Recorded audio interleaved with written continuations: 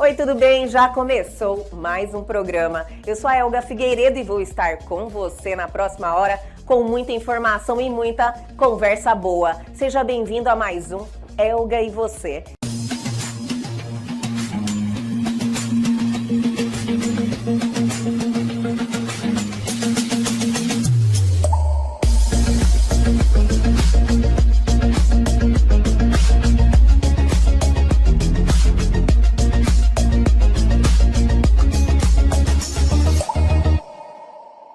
Vamos iniciar o nosso programa trazendo esse quadro que nos prepara para o nosso fim de semana com filmes e séries boas. Chegou a hora do Agenda Vem.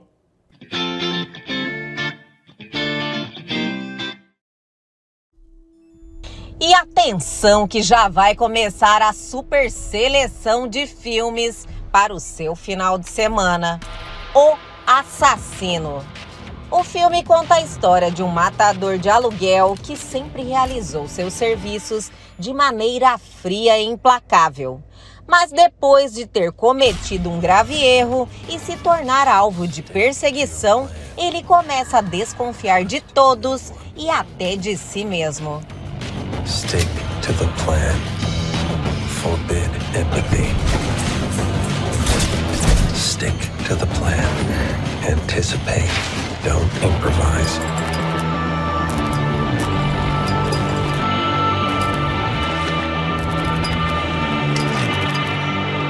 Stick to your plan. Never yield an advantage. Stick to the plan. Fight only the battle you're paid to fight. Ask yourself.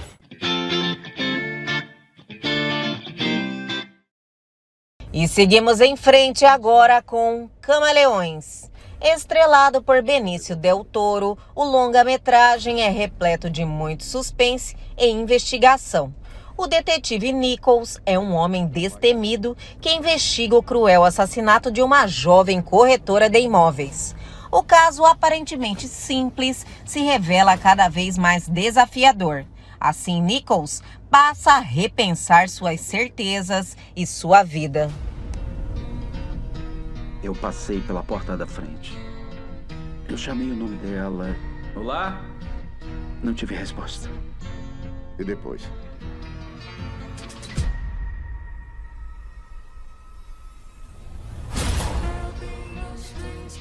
Posso mostrar uma coisa estranha? Ai! Foi uma mordida. Foram os dentes que denunciaram o Ted Bundy. Conseguem pensar em alguém que pode ter feito isso? Há algumas...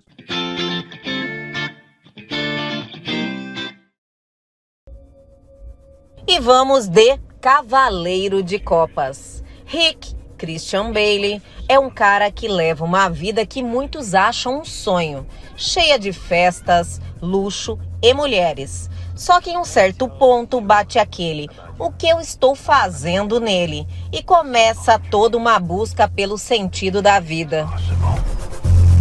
No one cares about reality anymore. Different these days. What's going on with you? I can't remember a man I wanted to be. Just don't threaten me with leaving, okay? Just do what you want to do. You don't want love. You want a love experience. They are light flavors. Sometimes you want raspberry.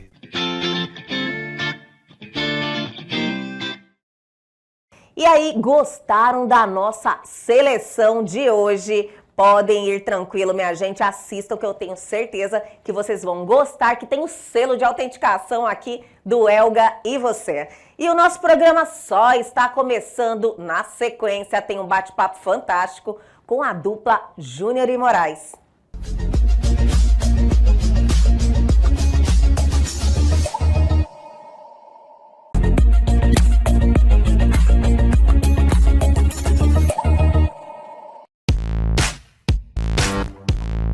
Doutora, hoje vamos passar conhecimento sobre ultrassom microfocado, é isso? Sim. Ultrassom microfocado. Sim. Eu tenho muita curiosidade, doutora, porque é um tratamento que ele não injeta nada, né? Ele Não. recupera a pele. Exato, vamos lá. Vamos conceituar direito, né, doutora? É assim, o ultrassom microfocado, ele é muito conhecido pelo nome da marca, né, que é Ultraformer. Ultraformer.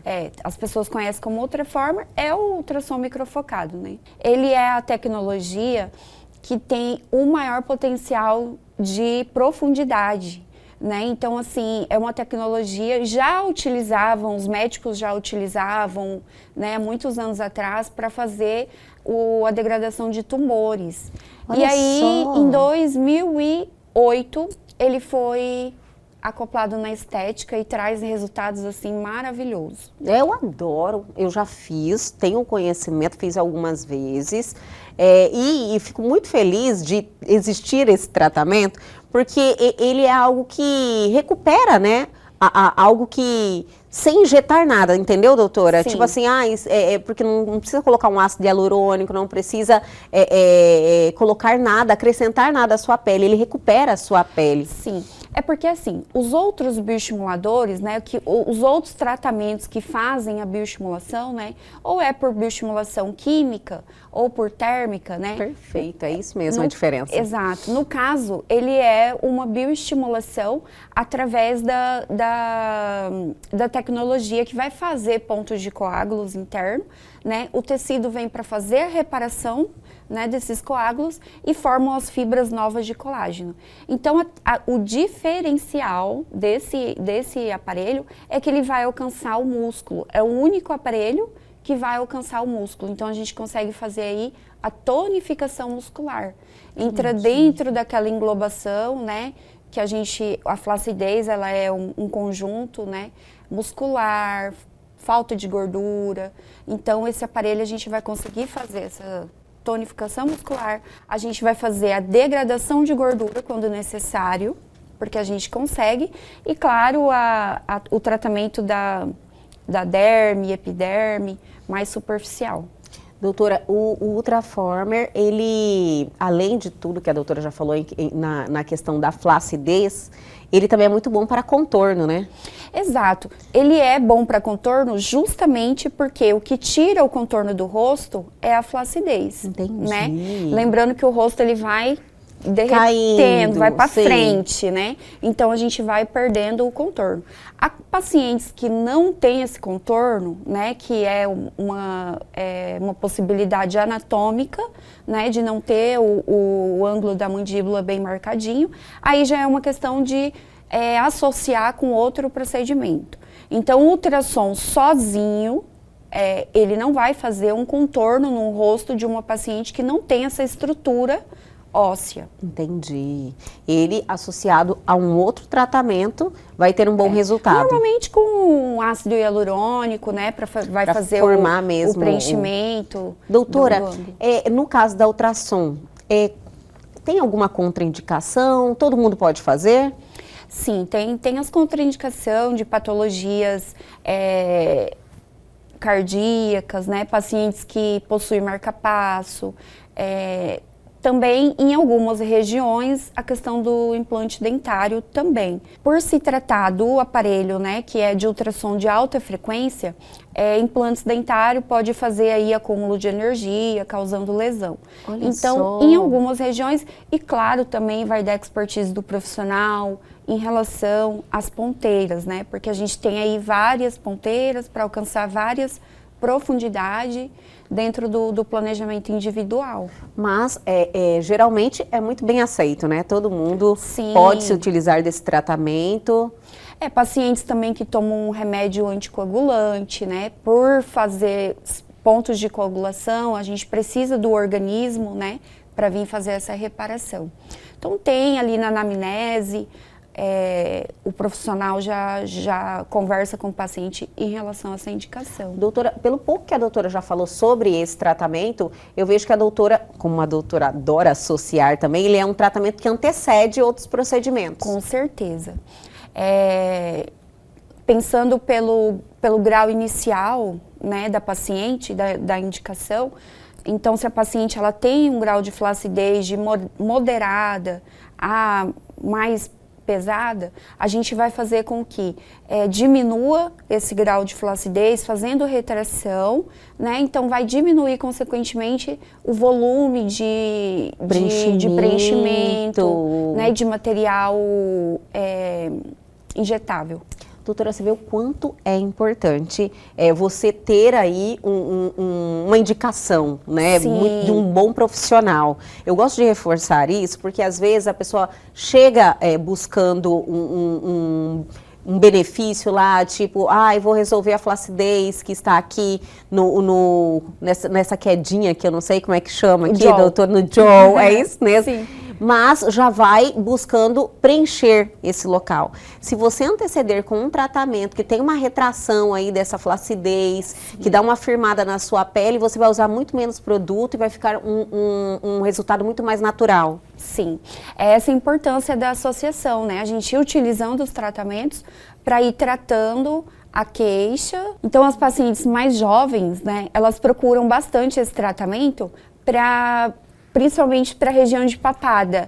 Eu quero fazer um tratamento para papada. Então, que tem um resultado muito bom, né? Sem querer te cortar, né, doutora? Mas eu quero enfatizar esse ponto, porque eu já tive conhecimento que a ultrassom microfocada, ela tem um resultado muito bom nessa região. Sim, tem. Justamente pelo que a gente explicou inicialmente. A gente vai conseguir alcançar o SMAS e a gente vai conseguir fazer a compactação de gordura, né? Então, a maior queixa das pacientes da região de papada é gordura, né? Então, a gente consegue fazer esse tratamento não invasivo, né? Sem injetável, sem corte, e a gente tem aí um resultado maravilhoso. Doutora, muitas mulheres têm medo da ultrassom microfocado. Por quê? Não dói? Não dói esse tratamento? Olha, as máquinas um pouco mais antigas, elas doem um pouco mais, tá? Isso aí é tecnologia, né, que vai evoluindo. Então, hoje, não tem mais aquele desconforto como tinha antes, né? Por que eu tô falando isso? Porque talvez os pacientes que fizeram um pouco antes, né, vai falar, eu fiz e doeu. Sim. Né? Então, sim. Eu acho que ainda ela vive esse preconceito em relação à dor, à ultrassom microfocada, que as pessoas preferem falar, não, eu vou sofrer fazendo esse tratamento aí, eu quero fazer algo que resolva já. Se for passar dor, já passo de uma vez só. Lembrando que para todos os procedimentos, né, ainda existe, a maioria das pessoas, elas buscam às vezes o procedimento para encaixar onde não tem dor. Esse dói, eu não vou fazer. Então, assim, todas as pacientes não tenham medo da dor, porque todo procedimento, ele tem a maneira, a técnica de se fazer sem dor. Sem dor. Todos os procedimentos, né? Então não vai existir um procedimento, esse dói. Não, porque se dói, tem que ter alguma coisa que tire a dor. Com certeza. Né? Então, e a doutora sempre toma esses cuidados, né? Demais. Seja uma anestesia tópica, seja uma anestesia mesmo se o seu procedimento é mais invasivo. Demais. Em relação ao planejamento. Lembrando também que é muito importante o protocolo de aplicação do ultrassom. Né? Então não é simplesmente ir lá, uma técnica, fazer. Não é. Ele precisa de cuidados, né? Ele trabalha com profundidade um pouco maior. Então a gente tem que tomar cuidado com a anatomia de nervos, né? Para não haver parestesia. E tem também que haver um protocolo individual, personalizado para a queixa do paciente. Então a gente tem o ultrassom, ele tem aí uma ponteira de 2 a 6 para trabalhar facial, de 6 a 13 para trabalhar corporal, então ele precisa ter aí as ponteiras indicadas, o número de disparo também é muito importante para o resultado, né? Tem que tomar muito cuidado, então, com essa questão, né, doutora? Saber onde você está buscando esse tratamento, porque tem que ter um profissional muito bem treinado. Exato, assim como todos os procedimentos, né? Existe o preenchimento labial, e existe o enchimento labial, né? Adorei! E todo procedimento, ele tem resultados diferentes por causa da aplicação de protocolo, né? É triste, às vezes, o paciente chega no consultório, né? Você indica o procedimento, ele não tem culpa disso e fala, eu não vou fazer isso porque eu já fiz e não tive resultado. né? Isso Eu acontece... acredito que isso acontece corriqueiramente, né, doutora? Muito. E aí existem os DAY, né? Ultrassom DAY. É verdade. Então, assim, eu não sou, assim, a favor do ultrassom DAY. O Botox DAY ainda, todo mundo precisa ali de fazer um Botox, não vai diferenciar. Agora, o ultrassom, há pacientes que não têm indicação para fazer, né? Não vai ter resultado. Acabei de conversar com uma colega ali na recepção. Ela falou para mim, quero fazer um Fox Eyes. Eu falei para ela, não adianta você fazer, não vai ter resultado. Você não tem flacidez, né? Então não é só o paciente chegar e pedir, eu quero fazer.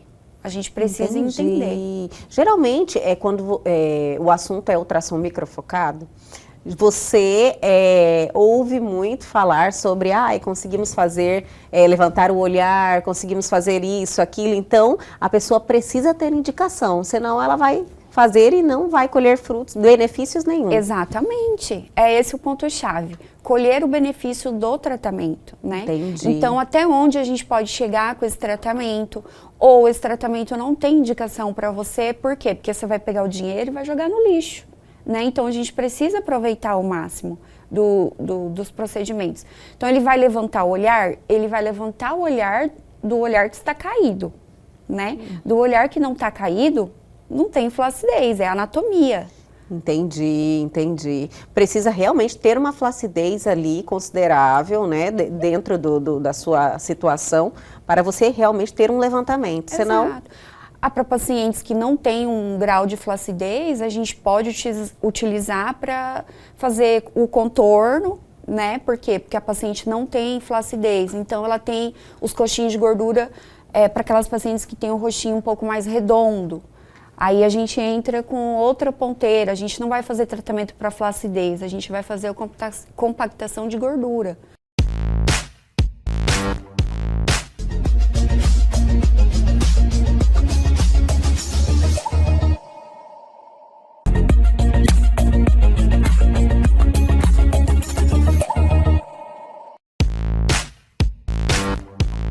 Janeiro Verde, falaremos sobre câncer de colo do útero. E dessa vez começaremos diferente, começaremos pelas novidades. E a primeira delas é que já está disponível no país a vacina contra HPV nonavalente, que previne quanto a 9 tipos de HPV. Nós tínhamos a bivalente e a quadrivalente, que preveniam contra 2 e 4 tipos de HPV, e agora nós temos uma que previne com relação a vários outros. A segunda novidade, e acredito que é a que os oncologistas mais gostam, é com relação ao tratamento. Os tratamentos estão cada vez mais avançados. Nós tivemos na última ESMO do ano de 2023 um dos maiores congressos mundiais, que é o europeu, 3 estudos muito importantes. Um é o Interlace, que trouxe fazer quimioterapia antes da rádio e quimioterapia para o câncer de colo do útero, mostrando um benefício, sendo que hoje o tratamento standard para doença localmente avançada é apenas quimio e radioterapia. Trouxe também o horizonte de imunoterapia adicionado a quimio e radioterapia no estudo A18, que é com pembrolizumab, trazendo aí também benefícios com novos horizontes. Mas de ganho de sobrevida global, nós temos os dados do primeiro que eu falei anteriormente. E nós temos ainda uma nova molécula que é utilizada no cenário do tratamento de segunda linha, ou seja, para pacientes que já têm a doença metastática, trazendo aí uma possibilidade de uma nova molécula, que é o tisotumab vedotin. Resumindo, nós temos avanços em vários cenários, desde a prevenção, com a vacina monovalente, nós temos o padrão que ainda continua como uma maneira de encontrar lesões pré-malignas, que são nos exames de Papa Nicolau, ou um rastreio mesmo para que seja feito o diagnóstico em um momento precoce da doença, então Papa Nicolau. E nós temos avanços no tratamento um pilar que avança cada dia mais, mas muito depende de você. Depende de você estar atento com você e com os seus. Meu nome é Laís Souza, sou oncologista clínica aqui na Oncologia e eu desejo um excelente 2024 para vocês.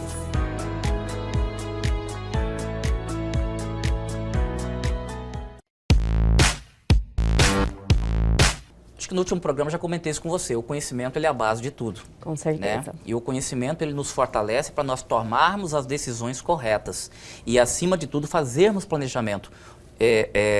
Sem o conhecimento, você nunca terá condições de seguir adiante.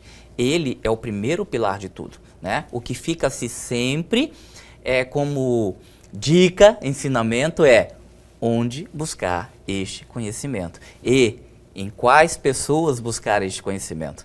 É verdade. Hoje a informação a gente precisa ver muito de onde estamos consumindo, Filtrar. Né?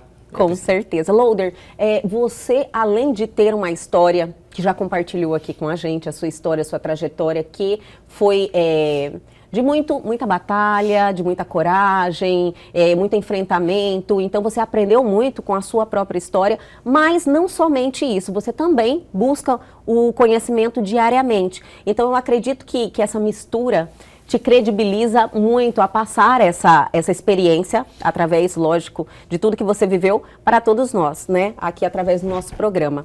Eu queria que você nos conduzisse a algo que...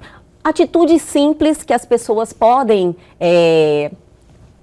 trazer para a sua vida como um hábito, como uma mudança de rotina, para que ela comece essa jornada. Uma jornada como empreendedor.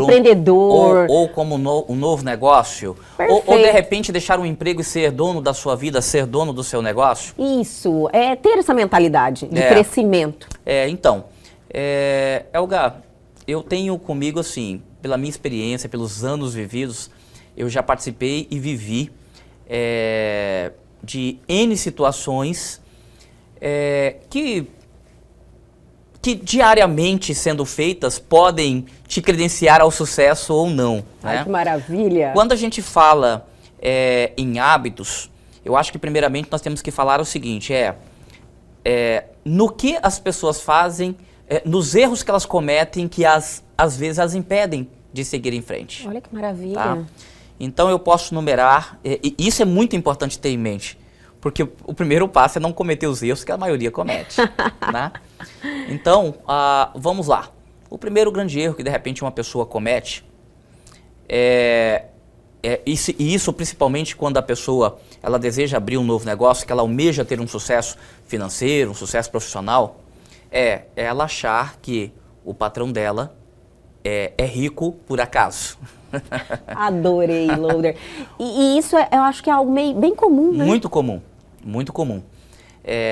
Na minha trajetória, eu vi muitas pessoas que muitas vezes queriam deixar de ser CLT, queria deixar de ser funcionário, queria ser colaborador e abrir o próprio negócio. E a primeira motivação que ele tem é abrir o mesmo negócio que o patrão dele tem. Olha só. Por quê? Porque ele acha muitas vezes que o patrão tem uma boa vida, que o patrão ganha muito, que o patrão viaja, e ele não.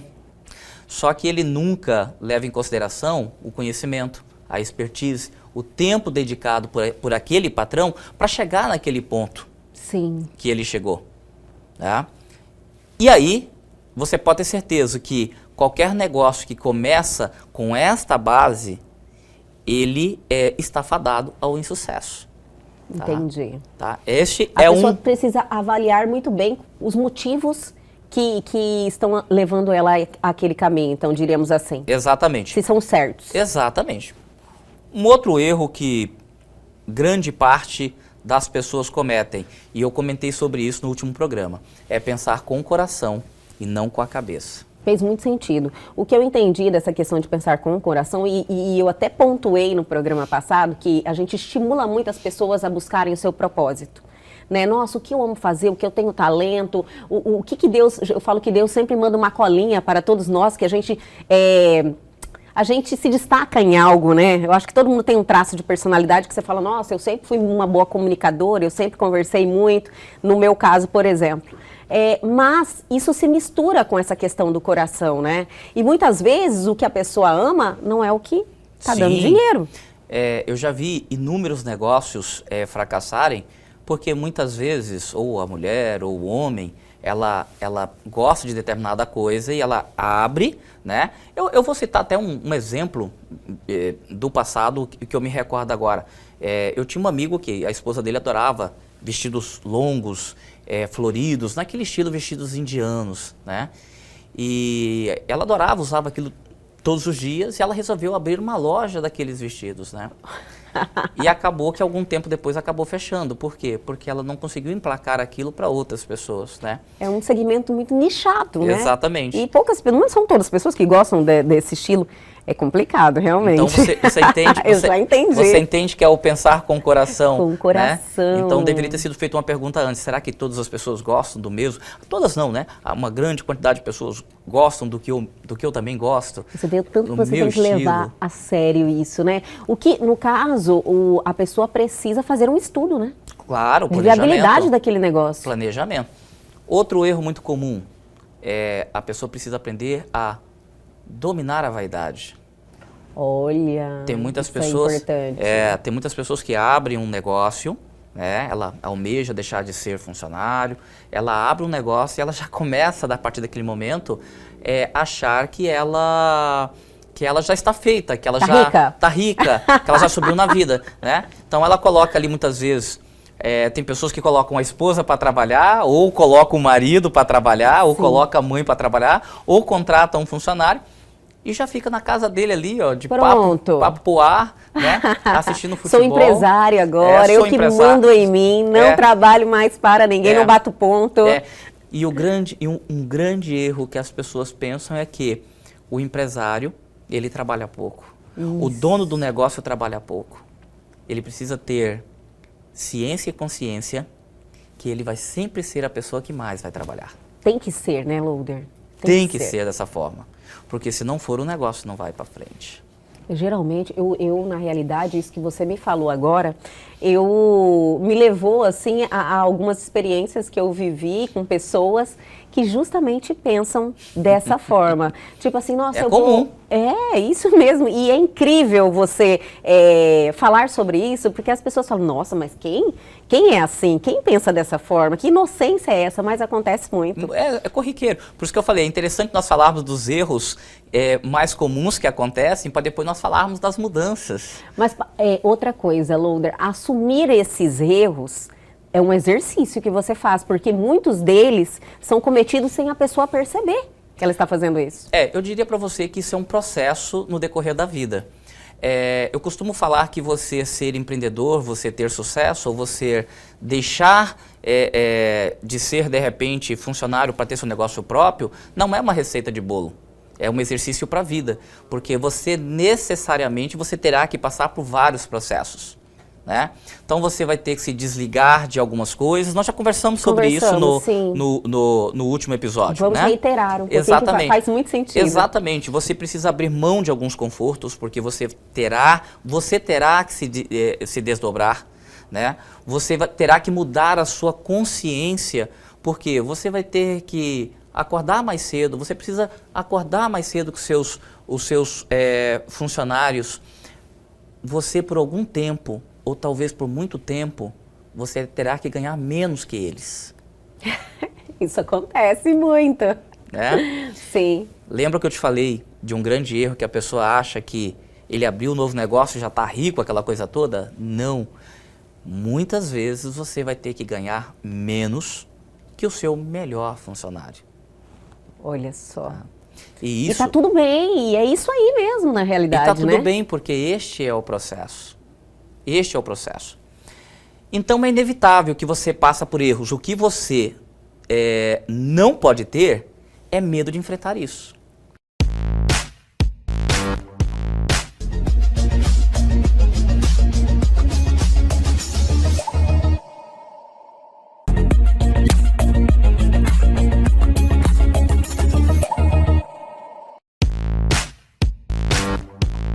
As mudanças climáticas, elas vêm acontecendo ao longo do tempo.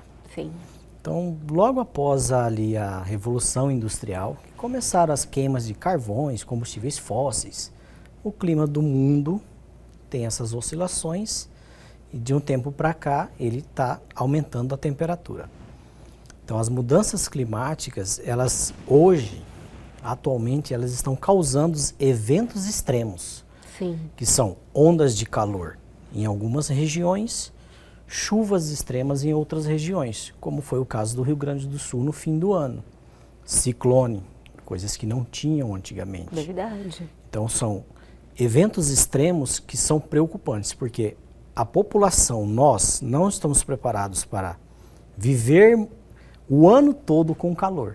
Sim. E a questão das chuvas extremas, as cidades também não têm preparação para receber esse tipo de eventos. Então isso é preocupante. Em relação à sociedade, temos essa preocupação desses movimentos bruscos na temperatura e eventos extremos causados por isso. Um exemplo, o Rio Grande do Sul, em 40 minutos no fim do ano, choveu o equivalente a 3 anos de chuva que ocorre em Dubai. Meu senhor. Então, para eles, isso foi uma coisa absurda de acontecer. Sim. Tá. Em relação às ondas de calor, normalmente Cuiabá sempre foi quente. Porque a gente vive nessas ondas, né, Sempre Tiago? foi quente. Então, 40, Sim. 42 até 45, a gente já está acostumado. Mas a previsão é de que chegue a 50 graus. Tem uma previsão ainda Tem de um uma aumento dessa previsão temperatura? de um aumento da temperatura de 50 graus. Nossa. Mas além dessa previsão de aumento de temperatura, os dias do ano passarão a ser mais quentes. Por exemplo, Manaus, que é a previsão, quente também, que é Manaus. quente também, Aham. e tem um estudo em cima da cidade de Manaus. Hoje Manaus tem 180 dias quentes no ano. Nossa. Até 2050 terá 240 dias quentes no ano. Um crescimento muito significativo. Muito significativo. É de 100 e... Hoje, em torno de 180 dias. 180 então, para 6 240. Meses, 240. Nossa, um aumento muito significativo. Algumas cidades fora do Brasil, em outros países, vai ter um aumento muito expressivo. 300 dias no ano de ondas de calor. Quase que o ano inteiro. Quase que o ano inteiro. Então, nós estamos nessa previsão? Nós estamos nessa previsão de uns 200 dias por ano, Cuiabá. Nossa. De calor. O que é essa previsão também não é que vai ficar a 50 graus, não. Entendi.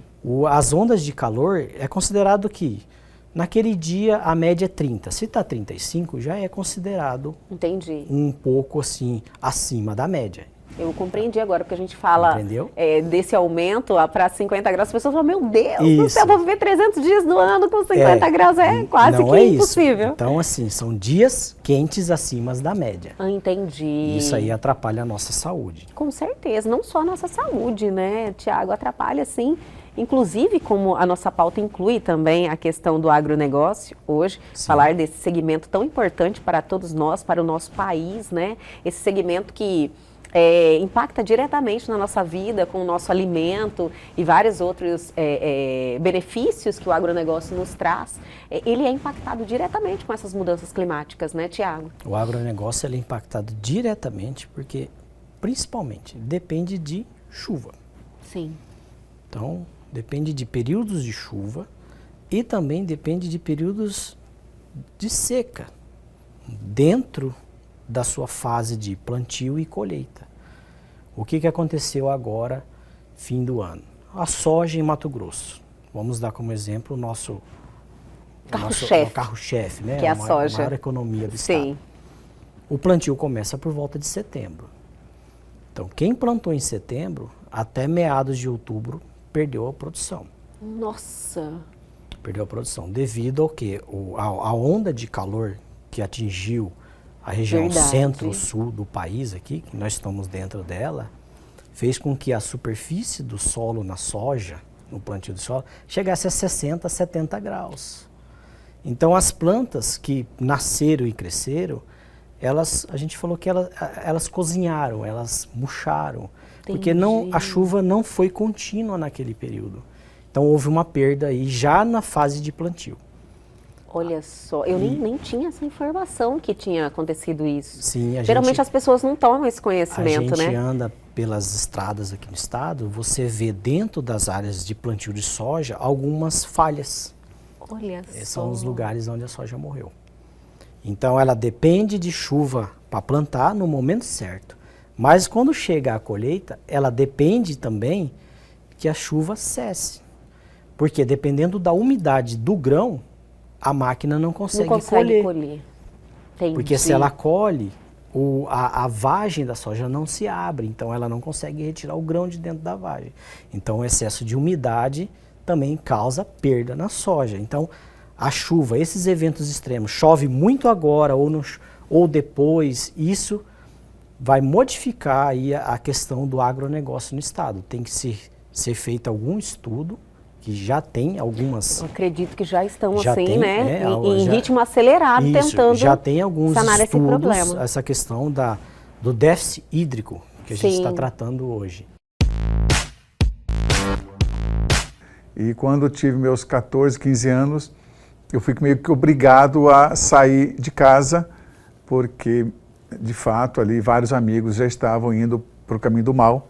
Olha só. Alguns amigos que já estavam aí trilhando aí outras coisas que não eram o bem. Sim. E aí meus pais me mandaram para uma escola no colégio interno em Cáceres, colégio agrícola, né? Que tinha que morar lá.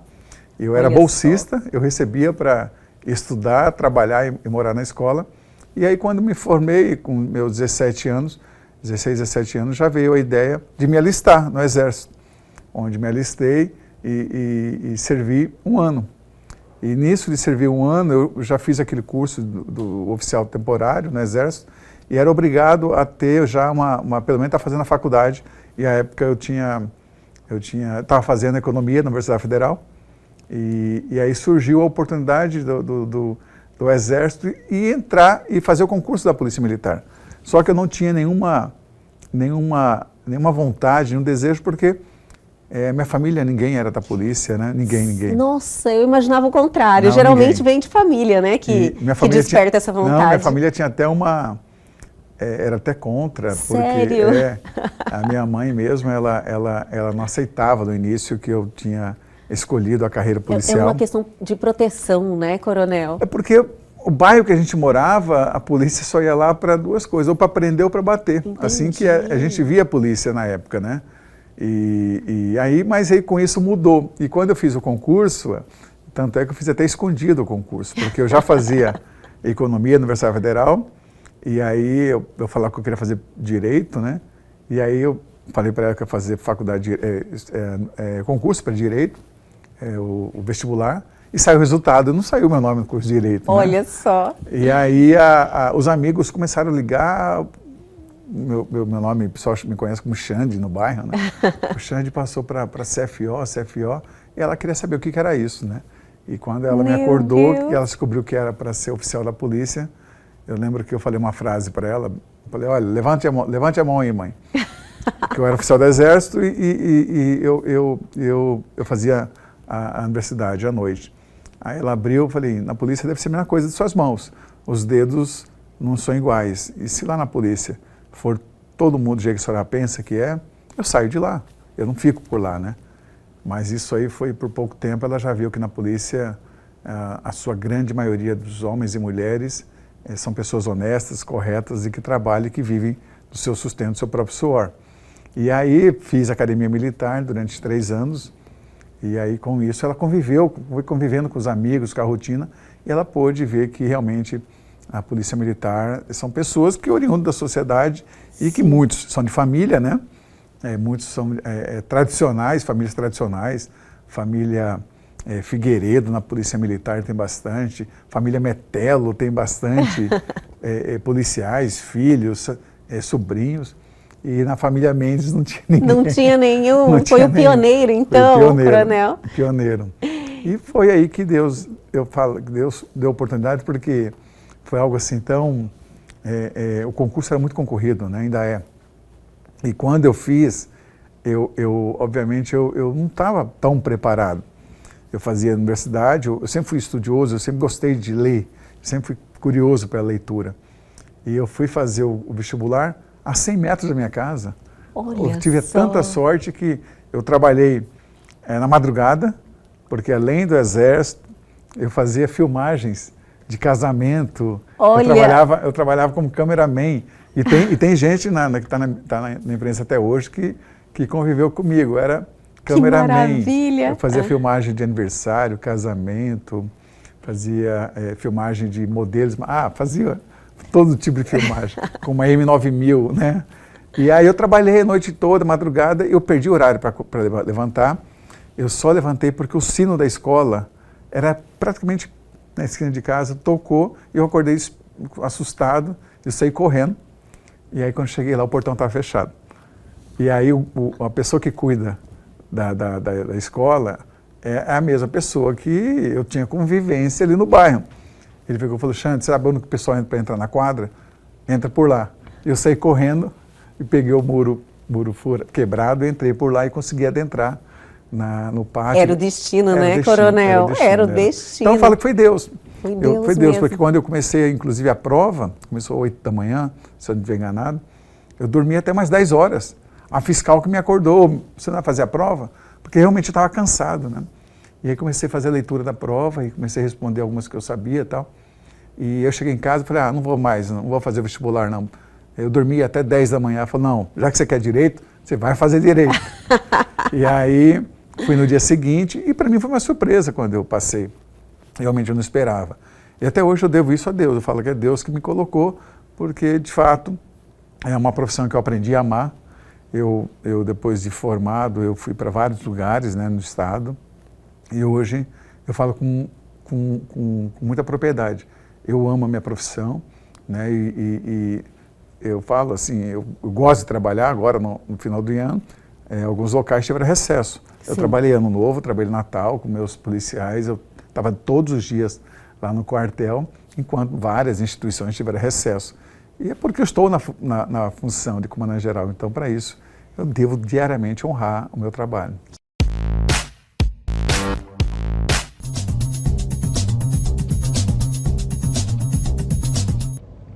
Cargos em alta para 2024. Lista anual do LinkedIn destaca piloto de drone, psicólogo infantil e mais. Levantamento reflete sobre as grandes tendências do mercado de trabalho no Brasil. Analista de privacidade lidera o ranking pelo segundo ano consecutivo.